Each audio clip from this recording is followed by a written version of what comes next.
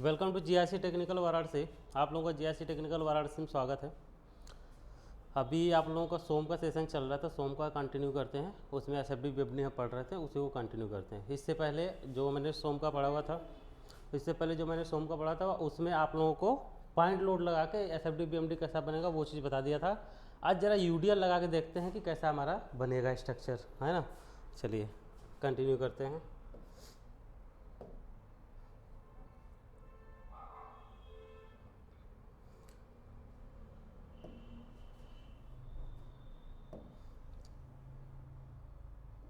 ये मान लेते हैं मेरा कोई बीम है, ये कोई मेरा बीम हो गया।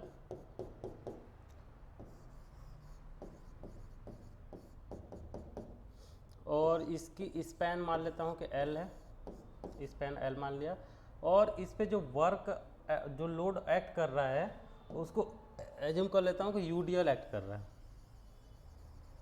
इस पे यूडीएल एक्ट कर रहा है। यूडीएल का इंटेंसिटी लिख देता हूँ कितना है। इसकी इंटेंसिटी चलिए मान लेते हैं मैं 20 किलो न्यूटन पर मीटर का है। तो ये नेम दे देता हूँ ए बी, और ये रिएक्शन मान लेते हैं वर्क कर रहा है आर ए, और इस पे रिएक्शन वर्क कर रहा है आर बी। इतनी चीज़ें हमारा रिमेनिंग वैल्यू मतलब गिवन डेटा है। उसके बाद हमें अगर कैलकुलेट करना हुआ कि एसएफडी कितना होगा, बीएमडी एसएफडी कैसा बनेगा और बीएमडी कैसा बनेगा। इससे पहले आप लोगों ने देख लिया कि जो पॉइंट लोड था उसके लिए जो एसएफडी बन रहा था पॉइंट लोड के लिए कैसा बन रहा था, रेक्टेंगल शेप में बन रहा था। और बीएमडी कैसा बन रहा था, ट्रायंगल शेप में बन रहा था। अब इसमें देख लेंगे कि कैसा शेप बनता है, रेक्टेंगल शेप बनता है या फिर ट्रायंगल बनता है या फिर कुछ और बन जाता है, देखते हैं। और मुझे इसमें ये फाइंड आउट करना पड़ेगा, जब कभी भी यूडीएल का केस दे दे तो इसको ध्यान देना है कि हमने क्या चीज़ फाइंड आउट करने के लिए देगा कि कहाँ पे मैक्सिमम बेंडिंग मोमेंट होगा। आई डोंट नो कि कहाँ पे होगा, वो देखेंगे कहाँ पे होगा जब कैलकुलेट करेंगे तब। अभी सबसे पहला काम हमारा क्या होता है, रिएक्शन कैलकुलेट करना। क्या होता है, रिएक्शन कैलकुलेट करना। तो यहाँ पर बेटा ठीक वही पहले पिछले की तरह चलेगा कि summation of F Y equal to 0, summation of F Y equal to 0, इतना हमें पता है। और उसके बाद क्या करना है, summation of F Y equal to 0 हो गया। जरा इसको थिकनेस बढ़ा देता हूँ इसका।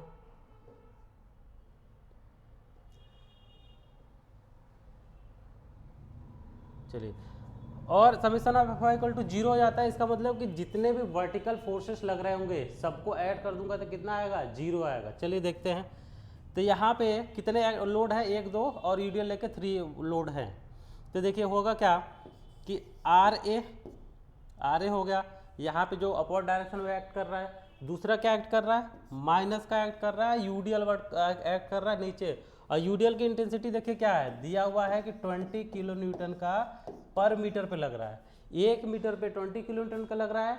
अभी मैं summation of all vertical forces equal to 0 कर रहा हूँ। ऑल वर्टिकल फोर्सेस यानी सभी वर्टिकल फोर्सेस की बात कर रहा हूँ। ये तो 1 मीटर पे 20 किलो न्यूटन दिया है, और टोटल स्पैन कितना है उसको देख लेंगे। सॉरी, ये इंटेंसिटी जो अभी दिया हुआ है उसको ज़रा चेंज करते हैं, कुछ अलग लेंगे, नहीं तो सब काम गड़बड़ हो जाएगा। इंटेंसिटी अलग लेंगे। देखिए इंटेंसिटी इसका मान लेता हूँ कि ओमेगा यूनिट पर रन, ओमेगा यूनिट पर रन का इंटेंसिटी एक्ट कर रहा है इसके ऊपर। ये चीज़ देख लेते हैं। तो देखिए इसका मतलब क्या हुआ कि ओमेगा यूनिट जो है 1 यूनिट लेंथ, ओमेगा यूनिट जो है 1 यूनिट लेंथ पे वर्क कर रहा है, और टोटल लेंथ कितना है, L है। तो टोटल लोड जब निकालेंगे W इक्वल टू कितना हो जाएगा, ओमेगा इंटू L हो जाएगा, तब ये टोटल लोड आएगा। क्यों, क्योंकि इंटेंसिटी इसकी लोड इंटेंसिटी कितना है। अगर एग्जाम्पल के तौर पे देखें तो ओमेगा इक्वल टू इस तरीके से देगा कि 10 किलो न्यूटन पर मीटर पे लग रहा है, 1 मीटर पे 10 किलो न्यूटन लग रहा है। टोटल स्पेन पे कितना लग रहा है, तो जितना लेंथ होगा स्पेन जितना होगा उतने से क्या करना पड़ेगा, हमने मल्टीप्लाई करना पड़ेगा। ठीक है, चलिए आगे देखते हैं। बेटा बहुत मज़े से पढ़ने हैं इसको। सोम कोई टफ चीज़ नहीं है, लोगों ने बस आप लोगों को डरा रखा है कि टफ है, तो बहुत ही ईजी है। अगर ना समझ में आए कि ईजी है कि क्या है तो फिर बात करना। जो चीज़ मैं समझा रहा हूँ उसको बस उतना फॉलो करते चले, कोई भी चीज़ टफ नहीं लगेगा। देखिए यहाँ पर आर ए हो गया, माइनस लोड वर्क एक्ट कर रहा है यूडीएल नीचे, तो यहाँ पर टोटल डब्ल्यू लिखना पड़ता है। डब्ल्यू का कितना होगा, ओमेगा इंटू एल। यहाँ पे W लिखना पड़ता है इस तरीके से, यहाँ पे हमें W लिखना पड़ता है माइनस प्लस हो जाएगा, फिर RB वर्क कर रहा है।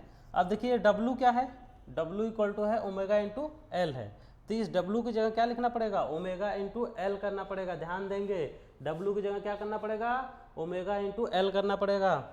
तो इसको हटाते हैं जरा, ओमेगा इंटू एल लिखते हैं, omega into L equal to 0, all vertical forces equal to 0 है, दैट्स वाई इतना हो जाएगा। अब इसको सॉल्व करते हैं तो क्या होगा, ये RA plus RB equal to omega into L, equation number first. ये हमारा फर्स्ट इक्वेशन बन गया। यहाँ पे कितने लोड एक्ट कर रहे थे वो चीज़ हमें पता चल गया कि RA प्लस RB जो हमारा सपोर्ट है, जो रिएक्शन ले रहा है, कितना ले रहा है, जितना भी उस पर यूडीएल एक्ट कर रहा है वो टोटल यूडीएल का इंटेंसिटी जो था उसमें लेंथ से मल्टीप्लाई करके टोटल लोड निकाल लेंगे, उतना एक्ट कर रहा है। और ये इक्वेशन मेरा बन जाएगा RA plus RB equal to omega into L. एक इक्वेशन फार्म में हो गया। दूसरा मैं क्या करता था, इक्वेशन जब हमारा फार्म हो जाता था, RA और RB निकाल लेते थे, दूसरा कंडीशन क्या करते थे, किसी भी पॉइंट सपोर्ट जो है उसके रिस्पेक्ट में मोमेंट ले लेते थे, चाहे ए के रिस्पेक्ट में ले ले, चाहे बी के रिस्पेक्ट में ले ले। चलिए देखते हैं, इसको इरेज करेंगे तो यहाँ पे लिखेंगे टेकिंग मोमेंट अबाउट ए के रिस्पेक्ट में मोमेंट ले लेता हूँ। ए के रिस्पेक्ट में क्या करें, मोमेंट ले लेते हैं।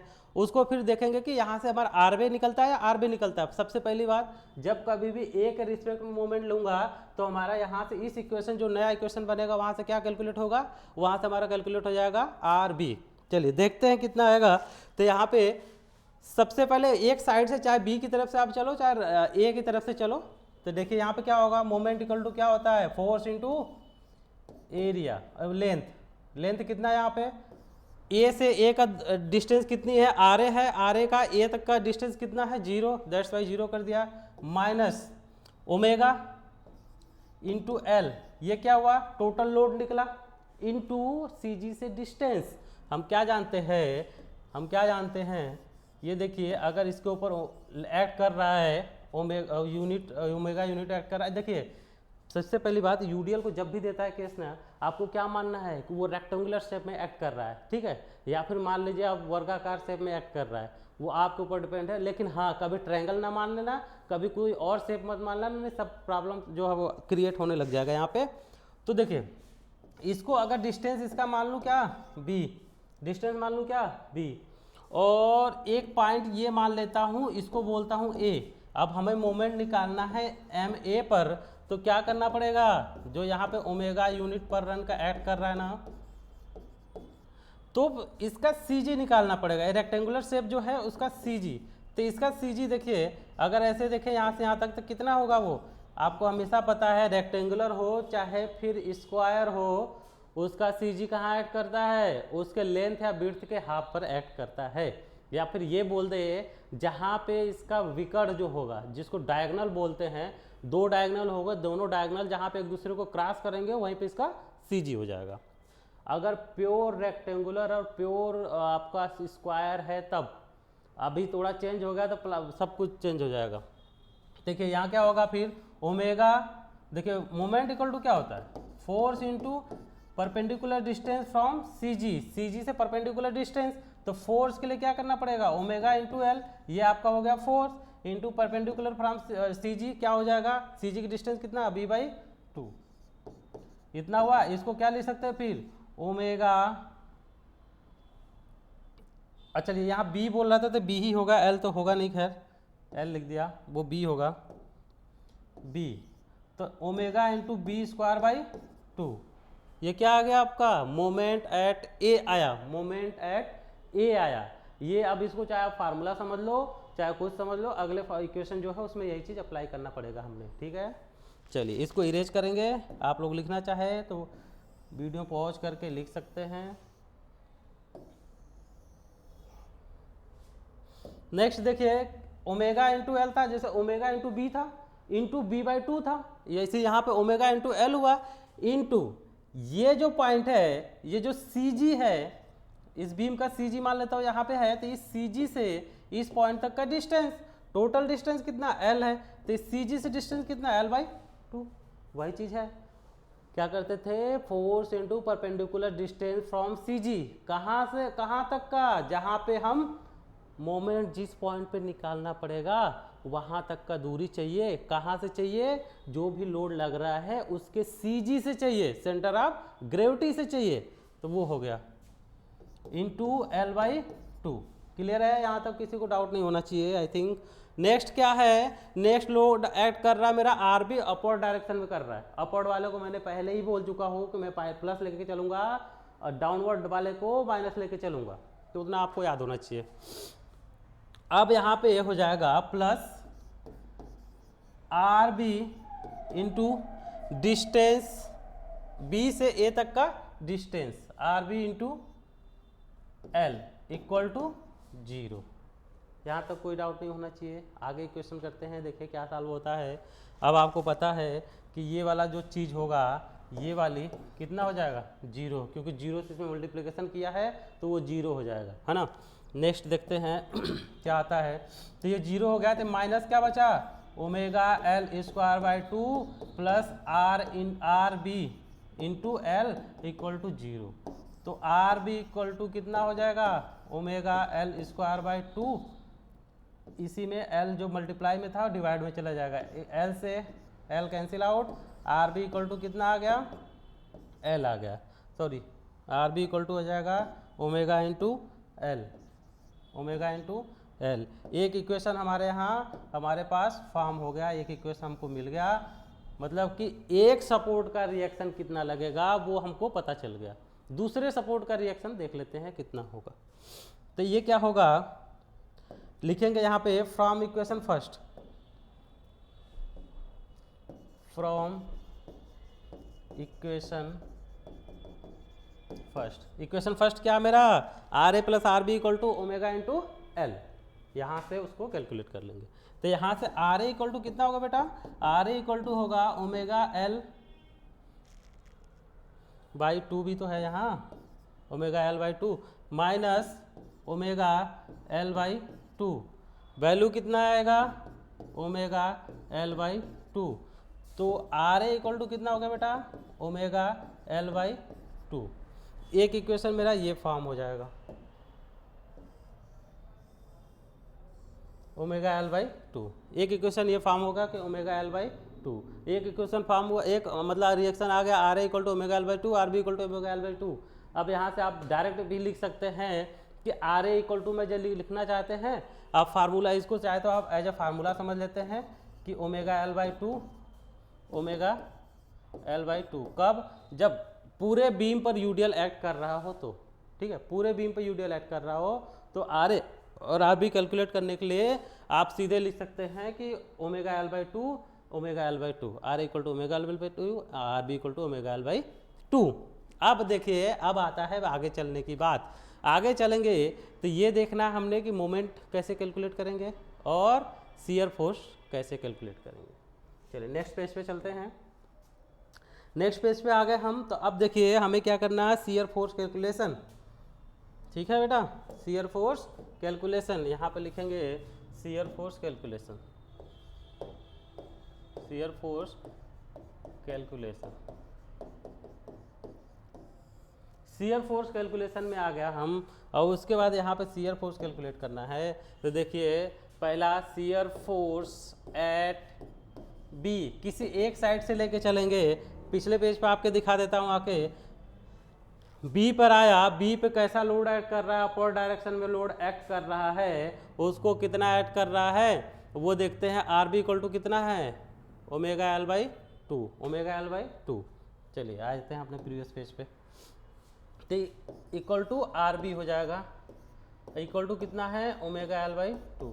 ये अच्छा, इसको जरा इधर ही बीम बना देता हूँ छोटा सा, हमें बार बार पीछे ना जाना पड़े देखने के लिए। इसकी इंटेंसिटी भी बना देते हैं, ये है कितना, ओमेगा यूनिट पर रन, लेंथ कितना है, L है, ये A हो गया, ये B हो गया, ठीक। और यहाँ आर ए हुआ, आर ए का वैल्यू हमें पता है, ये आर बी हुआ, आर बी का वैल्यू हमें पता है। आर ए और आर बी का वैल्यू, दोनों वैल्यू कितना है, ओमेगा L/2। अब देखिए बी पे तो हमें मिल गया, अब क्या करना है, एक चीज़ थोड़ी सी करनी पड़ेगी हमें कि एक सेक्शन ले लेता हूँ, कोई सेक्शन चलिए एज्यूम कर लिया हमने यहाँ पे है, जिसको मैं बोलता हूँ सेक्शन का नेम कि वाई सेक्शन है, और इस वाई का इस बी से डिस्टेंस मान लेता हूँ x है, x दूरी पे एक्ट कर रहा है, ठीक है। तो एक छोटा सा बीम इसका बना लेंगे अलग से, छोटा सा बीम अगर बीम अलग बनाए तो ये क्या होगा, इस तरीके से होगा बीम, और इस पॉइंट का नाम क्या है, y दिया हूँ, वाई है, और इस पे यूडीएल एक्ट कर रहा है, कितना है, ओमेगा यूनिट पर रन का, और इसकी डिस्टेंस कितनी है, x, यहाँ आर बी एक्ट कर रहा है, ठीक। अब मैं बोलूँ कि जो वाई सेक्शन है, जो वाई सेक्शन है वहाँ पे हमें मोमेंट बता दो बेटा कितना है, अरे शियर फोर्स बता दो कितना है, यानी कि यहाँ पर अब ये लिखना पड़ेगा हमें कि shear force at Y section, तो कितना होगा, आर बी होगा, आर बी तो लोड एक्ट कर रहा है अपर डायरेक्शन में, लेकिन वहीं पे यूडीएल भी डाउनवर्ड डायरेक्शन में एक्ट कर रहा है, कितनी दूरी तक, एक्स दूरी तक, तो माइनस ओमेगा इंटू एक्स हो जाएगा, होगा नहीं होगा, क्योंकि लोड जो निकालते हैं यूडीएल के केस में W इक्वल टू क्या हो जाता है, ओमेगा इंटू एल होता है, एल की जगह पे यहाँ पे क्या है, एक्स डिस्टेंस है, और ये किस लिए कर रहा हूँ, ये इसलिए कर रहा हूँ कि मैं एज्यूम कर लेता हूँ कि एक्स डिस्टेंस पे मेरा मैक्सिमम बेंडिंग मोमेंट आएगा, क्या होगा, एक्स डिस्टेंस पे एज्यूम कर लेता हूँ कि मैक्सिमम बेंडिंग मोमेंट आएगा, इसलिए कर ले रहा हूँ कि वहीं पे शियर फोर्स भी कितना आएगा उसको भी निकाल लेते हैं, क्योंकि शियर फोर्स डायग्राम भी तो बनाना पड़ेगा ना हमने, खैर उसको लिखना तो नहीं होता है, उसकी ज़रूरत नहीं है। चलिए आगे देखते हैं, shear force eight just before, shear force eight just before point A से जस्ट पहले, ए पर पहुंचने से जस्ट पहले शियर फोर्स कितना है, ठीक है, ए से जस्ट पहले शियर फोर्स यानी कि पूरा लेंथ एल तक आ गया, लेकिन जहाँ पे ए वर्क कर रहा है, आर ए एक्ट कर रहा है, वहाँ तक नहीं पहुँचा हूँ, तो कितना एक्ट कर रहा है, वो कर रहा है R B minus omega into L, तो आर बी की वैल्यू कितना है, omega L by two minus omega L, ये वैल्यू कितना आ जाएगा, minus omega L by two, ठीक है, minus omega L by two, कहाँ, जस्ट पहले, एक पॉइंट पहले अगर बात कर ले, बोल सकते हैं कि ए पे ही एक्ट कर रहा है, कुछ अलग बात नहीं है। अब शियर फोर्स एट ए पर शियर फोर्स कितना है, प्लस का है ओमेगा एल बाई टू, पहले से आज जो बोला था रिएक्शन जो होता है वही आपका क्या हो जाता है, शियर फोर्स हो जाएगा, ठीक, ये हो गया, क्लियर है यहाँ तक, कोई दिक्कत नहीं है। अब एक चीज़ लिख सकते हैं यहाँ, एस एफ डी, ये लिखना तो खैर जरूरी नहीं है, S F D diagram line, shear force diagram line, shear force diagram line at A पर आने पर शियर फोर्स डायग्राम लाइन कैसा हो जाता है, तो रिमेनिंग जो शियर फोर्स होता है minus omega L by two, इसमें ये प्लस वाला R B R A add कर देंगे, तो कितना हो जाएगा, minus omega L by two plus omega L by two equal to zero, ठीक। अगर ये जीरो लास्ट में आ जाता है, क्वेश्चन इक्वेशन चेक करने के लिए अगर जीरो लास्ट में आ जाता है, इसका मतलब हमने पीछे जो कैलकुलेशन किया था वो सही है ना। देखते हैं, अब हमारे पास शियर फोर्स कितना आ रहा था वो चीज़ हमने कैलकुलेट कर लिया, अब हमें क्या चाहिए कि हम वो निकाल लें कि शियर फोर्स डायग्राम कैसा बनेगा, वो चीज़ देख लेते हैं। इसी तरीके से नेक्स्ट पेज पे बेंडिंग मोमेंट डायग्राम कैसा बनेगा वो चीज़ देख लेंगे, क्लियर है। चलिए देखते हैं कितना बनता है, कैसा बनता है। तो इसको ज़रा इरेज करूँगा, ये जो फालतू चीज़ें लिखी हुई हैं इसको आपने लिख ही लिया होगा, तो इसको इरेज करना पड़ेगा हमने। ये इसको भी इरेज करता हूँ, फिर से लिख देंगे थोड़ा ऊपर।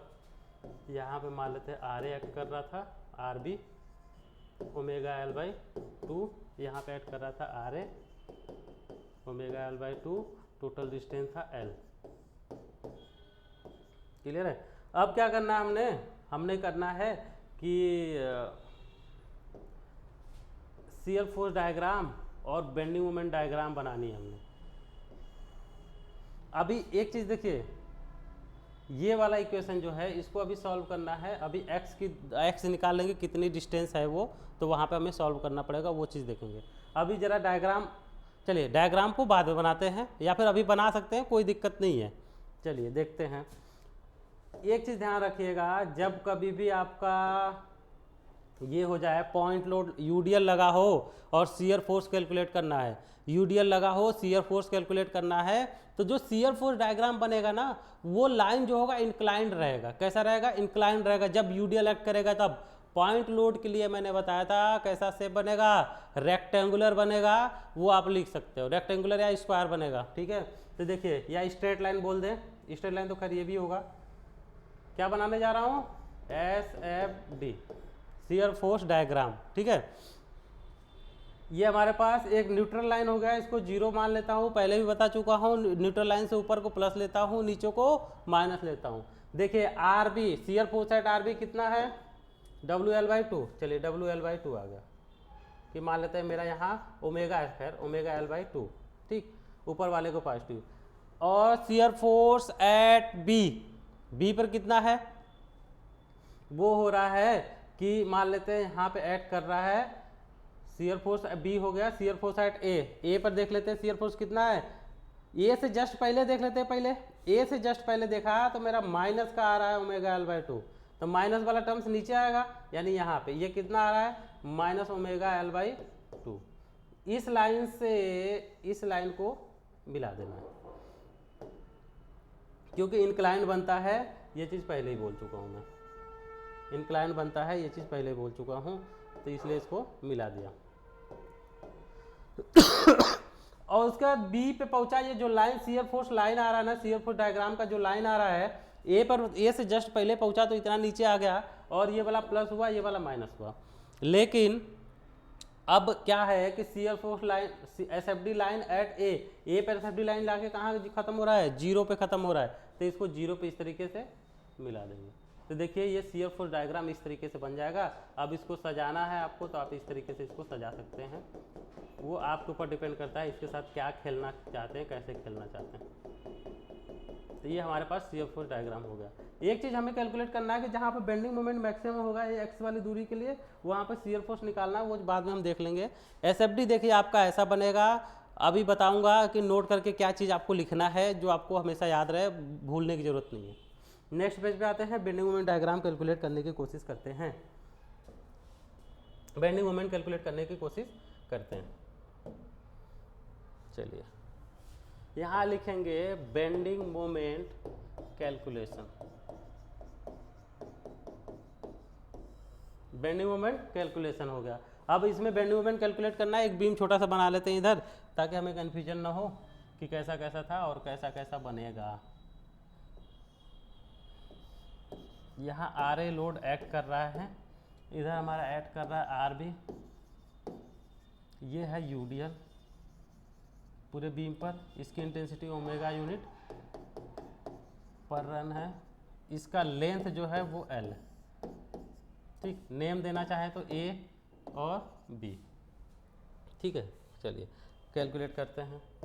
पहला लिखेंगे बेंडिंग मोमेंट एट बी पर बेंडिंग मोमेंट कितना? बी से दाहिने तरफ का बस से देखेंगे। देखिए अब जो बेंडिंग मोमेंट कैलकुलेट करेंगे ना, हमेशा राइट साइड में देखेंगे कितने लोड एक्ट कर रहा है। जैसे इस तरीके से खड़ा हो गया मैं, इस बी से राइट साइड में कितने लोड एक्ट कर रहा है? एक भी नहीं कर रहा है। जैसे ही बी पर पहुंचा मैं, जैसे ही बी पर पहुंचा हमारा एक लोड एक्ट कर रहा है, और कैसा एक्ट कर रहा है? वो RB एक्ट कर रहा है अपवर्ड डायरेक्शन में।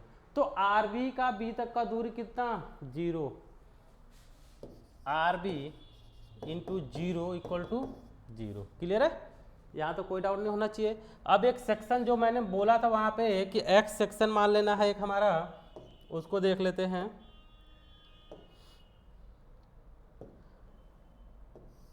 ये X सेक्शन हो गया, YY सेक्शन मान लिया मैंने, ये YY सेक्शन हो गया हमारा। और यहाँ पे कितना कितनी दूरी है वो चीज़ लिख लेता हूँ कि यहाँ से यहाँ तक का दूरी मान लेता हूँ कि मैं X है। इसको अलग से अगर आप लोग बोलो तो बीम बना सकता हूँ, एक अलग से बीम बना देते हैं। चलिए ये हुआ RB, इस पे यूडीएल वर्क कर रहा है, कितना है? ओमेगा यूनिट पर रन का, ओमेगा यूनिट पर रन का। और डिस्टेंस कितना है? X। और ये सेक्शन कौन सा है, वाई वाई। ठीक, तो यहाँ पे लिखेंगे, उससे पहले बेंडिंग मोमेंट एट, चलिए ठीक है, bending moment at Y Y की बात कर लें। वाई वाई पे बेंडिंग मोमेंट कितना होगा, यानी इस सेक्शन पे यहाँ पे बेंडिंग मोमेंट कितना होगा, उस चीज़ को देखना है। ठीक है, तो क्या करना पड़ेगा हमें, लोड एक्ट कर रहा है अपर डायरेक्शन में आर बी, तो आर बी इंटू डिस्टेंस कितना एक्स, क्या है आर बी इंटू एक्स। उसके बाद माइनस लोड, यानी यूडीएल वर्क कर रहा है डाउनवर्ड डायरेक्शन में, इंटेंसिटी कितना है ओमेगा यूनिट पर रन का, और ओमेगा यूनिट पर रन है तो ओमेगा इंटू एक्स किया तो टोटल लोड निकला।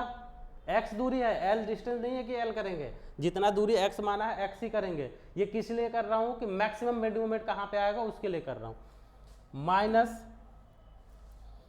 Multiply by x by two, इसके सी जी से डिस्टेंस, इसका सी जी यहीं पे कहीं मान लेता हूँ, तो यहाँ से यहाँ तक का डिस्टेंस कितना एक्स बाई टू। ठीक, इस तरीके से, तो ये एक्स बाई टू हो गया। अब इसको सही फॉर्मेट में लिखना चाहें तो आर बी का वैल्यू रख देते हैं, चलिए आर बी का वैल्यू रख देते हैं, कितना है omega L by two into X minus omega X square by two. ये हो गया किसके लिए, bending moment at Y Y के लिए, या फिर bending moment at Y Y. अब क्या करना है, हमें इसी x की दूरी चाहिए, x कितना है, x तो हमें पता नहीं है ना कितना दूरी पे है, तो क्या करना पड़ेगा हमें, इसका डिफरेंशिएट कर दे हमें पता चल जाएगा। तो क्या करना है, D by D X bending moment Y Y equal to omega L by two D by D X into X minus omega by two D by D X into X square. इसको solve करेंगे तो ये वाला terms कितना हो जाएगा, zero, zero equal to ये वाला कितना हो जाएगा omega L by two minus यहाँ कितना बचा omega by two into two x, होगा कि नहीं होगा, मैथ थोड़ा बहुत तो जानते ही होंगे, डिफ्रेंशिएट करेंगे एक्स स्क्वायर का तो टू एक्स ही आएगा। अब देखिए इस टू से टू कैंसिल आउट, तो इसको ऐसे लिख सकता हूँ क्या, omega X equal to omega L by two, omega से ओमेगा कैंसिल आउट, तो क्या आया हमारे पास x इक्वल टू आया l बाई टू। यानी कि इससे हमारा क्या सिद्ध होता है, हमारा ये चीज प्रूफ होता है कि जो मैक्सिमम बेंडिंग मोमेंट आएगा वो कहाँ पे आएगा, x डिस्टेंस पर आएगा, और वो देख लेते हैं मैक्सिमम आएगा कि नहीं आएगा, उसको देख लेंगे। ठीक, चलिए इतना आ गया। अब जरा नेक्स्ट पेज को देखेंगे, ध्यान रखेंगे ये कितना है, x equal to L by two आया है, और इसी x का वैल्यू मैं इस वाले इक्वेशन में रख दूंगा, कहाँ पे, इसमें रखूंगा इस x का वैल्यू। ठीक है, अगर ये हो गया हो या स्क्रीनशॉट ले लीजिएगा, मैं इसको इरेज करके यहीं पे इस चीज़ को बता देता हूँ। ठीक है, ये वाला चीज़ इरेज करके यहीं पे बता देता हूँ, क्योंकि फिर पेज बदलेंगे तो आप लोगों को दिक्कत होने लग जाएगा। याद करेंगे कि x equal to L by two आया। चलिए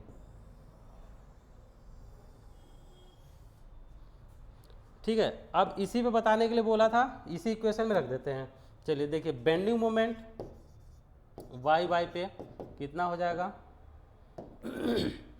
omega by two into L, X equal to कितना L by two, X equal to L by two आया था, रख दिया value, minus omega by two into L by two, ये value कितना आ जाएगा omega L square upon four minus omega L square upon eight आ जाएगा कि नहीं, दो दूना के चार दूना के आठ। इसको सॉल्व करेंगे तब bending moment at Y Y कितना आ जाएगा omega L square upon eight. यही आपका मैक्सिमम बेंडिंग मोमेंट होता है। ये फार्मूला आपको याद करना है, कभी कभी इसकी ज़रूरत पड़ेगी हमें डायरेक्ट। मैक्सिमम बेंडिंग मोमेंट कितना omega L square by eight, maximum bending moment कितना omega L square by eight. चलिए नेक्स्ट पेज को देखेंगे, ठीक है, या फिर यहीं पे बना देता हूँ, इसको हटाता हूँ, यहीं पे लिखते हैं जरा क्या क्या चीज़ें आएगा। देखिए अब करेंगे bending moment at just before A से जस्ट पहले, ए से जस्ट पहले बेंडिंग मोमेंट कितना है उसको देख लेता हूँ। ठीक है, तो क्या करेंगे, या फिर बोल दे बेंडिंग मोमेंट एट ए कर देंगे तो भी कोई दिक्कत नहीं है। चलिए यही कर देता हूँ, ज़्यादा दिक्कत पालने की ज़रूरत नहीं है, सीधे ए कर देता हूँ। बेंडिंग मोमेंट एट ए करूँगा, देखिए क्या होगा फिर, आर बी इंटू ए तक का distance L minus equal to minus omega into L by 2, यही होगा, ओमेगा इंटू एल बाई 2। तो ये आर बी का वैल्यू कितना है, ओमेगा एल बाई 2 है, माइनस इंटू एल है minus omega L square by 2। तो देखिए ये भी ओमेगा एल स्क्वायर बाई 2, ये भी ओमेगा एल स्क्वायर बाई 2। तो बेंडिंग मोमेंट एट ए कितना हो जाएगा, 0। देखिए एक चीज़ मैंने बताया था, जब कभी भी सिंपली सपोर्टेड बीम होगा, यहाँ से आपको नोट करने लायक है चीज़ें कि सिंपली सपोर्टेड बीम होगा तो उसमें आपका जो मोमेंट आएगा, बेंडिंग मोमेंट आएगा, वो दोनों सपोर्ट पे कितना आएगा, 0 आएगा। जो बेंडिंग मोमेंट आएगा दोनों सपोर्ट पे 0 आएगा। क्यों आएगा, क्योंकि वो हिंज सपोर्ट होता है, हिंज सपोर्ट होता है नहीं, रोलर में हिंज लगा होता है ना, अब वहाँ पे क्या होता था, लोड लगता था तो रोटेट हो जाता था, रोटेट हो जाता था, यानी कि मोमेंट जो लग रहा है बेंड हो जा रहा था, मोमेंट जो लग रहा है उसका रजिस्ट कर ही नहीं रहा है। जब रजिस्ट कर ही नहीं रहा है तो मोमेंट रेजिस्टेंस कहाँ से आएगा वहाँ पे, ये जो कैलकुलेट कर रहे हैं रेजिस्टेंस ही तो कैलकुलेट कर रहे हैं, तो रेजिस्टेंस आ ही नहीं रहा है। कहाँ नहीं आ रहा है, सपोर्ट पे नहीं आ रहा है, दोनों सपोर्ट पे। That's why bending moment at B, यानी सपोर्ट बी भी था वहाँ पे बेंडिंग मोमेंट कितना, 0, और बेंडिंग मोमेंट एट ए कितना आया, 0। ठीक है, नोट करने लायक चीज़ें हैं, नोट कर सकते हैं। इसको जरा इरेज करूँगा और यहीं पे डायग्राम बना देते हैं। बेंडिंग मोमेंट डायग्राम बनाएंगे यहाँ पे।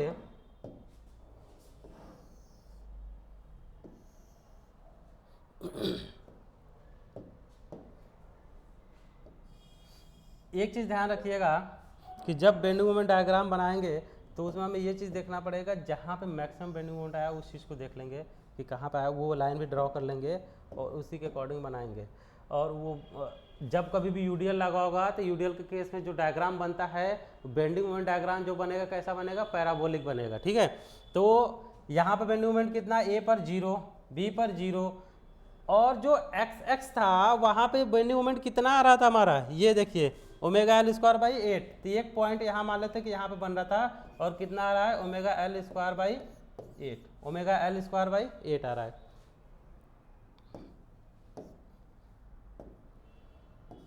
Omega L square by 8।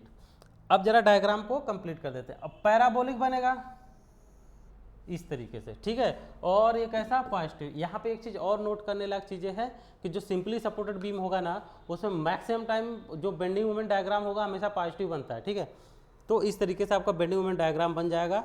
यहाँ से सारी चीज़ें हो गई। अब पीछे जरा पेज पे चलते हैं। एक्स की दूरी, एक्स का डिस्टेंस हमने फाइंड आउट कर लिया था कि x/2 है। तो ये वाला जो इक्वेशन है इसको जरा पीछे इरेज करते हैं, ये वाला,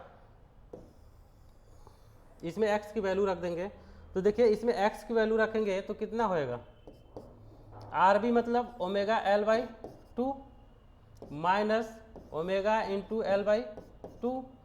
यहाँ पे शियर फोर्स कितना हो जा रहा है, 0 0। देखिए हो रहा है कि नहीं हो रहा है, पहले घटते घटते घटते घटते यहाँ पर शियर फोर्स आगे कितना हो जा रहा था, 0। सही बात है, जो हमने प्रूव करना था वो आ गया यहाँ पे 0। ठीक है, अब नेक्स्ट एक जो नोट करने वाली चीज़ है आपको, वो नोट करिए कि जो BMD हो, SFD होगा, शियर फोर्स डायग्राम जो होगा वो कैसा बनेगा, पॉइंट लोड यहाँ पे अगर नाम दे दूँ, यहाँ पे UDL दे दूँ, ठीक है, यहाँ पे UDL दे दूँ, और एक UVL होगा। ठीक है, तो पहले भी यही समझते UVL नहीं कर रहे हैं तो UVL का नहीं करते हैं। तो पॉइंट लोड के केस में जो SFD बनेगा वो कैसा बनेगा, वो बनेगा रेक्टेंगुलर स्क्वायर, या फिर इसी को बोलते हैं लीनियर। लीनियर तो खैर उसमें भी बनता है, लेकिन मेन हमें याद करना है कि रेक्टेंगुलर और स्क्वायर बनेगा। और UDL के केस में कैसा बनेगा, इंक्लाइंड, इंक्लाइंड या फिर बोल दे ट्रायंगल शेप में, इंक्लाइंड या फिर बोल दे ट्रायंगल शेप में। BMD कैसा बनेगा, बेंडिंग मोमेंट डायग्राम, क्वेश्चन पूछता है दैट्स वाई बता रहा हूँ। बेंडिंग मोमेंट जो डायग्राम पॉइंट लोड के लिए कैसा, ट्रायंगल शेप में बनेगा, ट्रायंगल शेप में। और UDL के केस में कैसा बनेगा, पैराबोलिक बनेगा। पैराबोलिक। और यहाँ पे आपको नोट करने वाली चीज़ें हैं कि जब पॉइंट लोड होगा तो मैक्सिमम बेंडिंग मोमेंट कितना होगा, मैक्सिमम शियर फोर्स कितना होगा। शियर फोर्स की तो बात ही नहीं कर रहे हैं, मैक्सिमम बेंडिंग मोमेंट की बात कर लेते हैं। तो यहाँ पे लिख लेते हैं